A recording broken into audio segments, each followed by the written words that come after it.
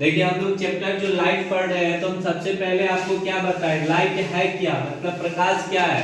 तो ऊर्जा का एक स्रोत है, ऊर्जा का माध्यम है, जिसके कारण आप क्या कर पाते हैं, किसी ऑब्जेक्ट को देख पाते हैं। विच इनेबल्स अस टू सी, मतलब ये देखने के योग्य बनाता है।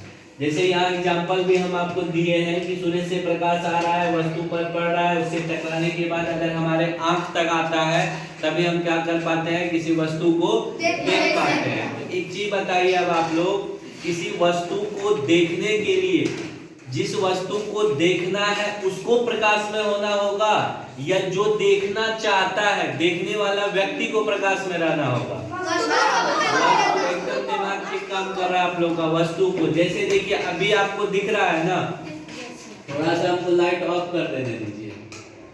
अभी ये दिख रहा है क्या बोर्ड पे क्या क्या लिखा हुआ है, लेकिन जबकि देखो पीछे वाला बच्चा सब लाइट में है, लगभग वो लोग लाइट में है, लेकिन बोर्ड क्या हो रहा है, फिर भी अभी नहीं दिख रहा है, मतलब अंधेरा हो गया ना। अब जैसे ही हम लाइट ऑन करेंगे, लाइट ऑन किए तो दिखने लगा ना, दिखने लगा ना। जबकि बीच उधर देखो कहीं कहीं देखने वाला आदमी अंधेरा में भी है, बच्चा अंधेरा में भी है, लेकिन फिर भी दिख रहा है।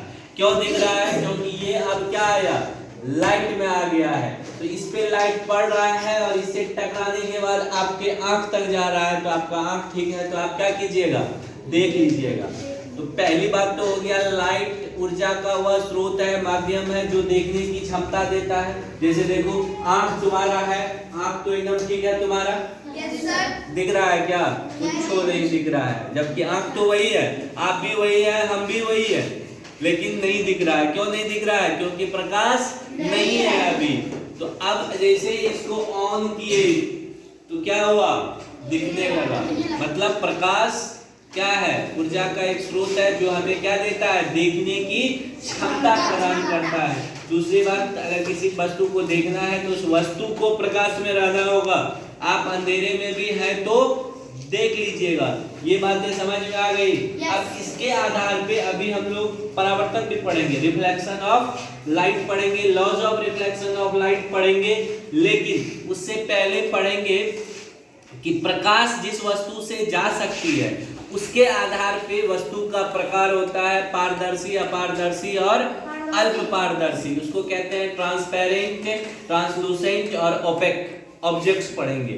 फिर उसके बाद पढ़ेंगे कि अब जो प्रकाश उत्पन्न कर सकता है उसके आधार पे वस्तु का प्रकाश होता है। एक लुमिनस होता है और दूसरा नन लुमिनस, यानी एक होता है प्रदीप्त पिंड और दूसरा होता है अदीप्त पिंड। जो अपना प्रकाश उत्पन्न कर सकता है वह प्रदीप्त होता है, और जो अपना प्रकाश उत्पन्न नहीं कर पाएगा वो अदीप्त होगा। तो कौन नहीं कर पाता है बताओ, ये बेंच डेस्क कर पाएगा क्या, नहीं, अदीप्त है। बल्ब कर रहा है तो दीप्त है, सूर्य कर रहा है तो प्रदीप्त है। प्रदीप्त सूर्य प्रकाश उत्पन्न करता है तो प्रदीप्त न है।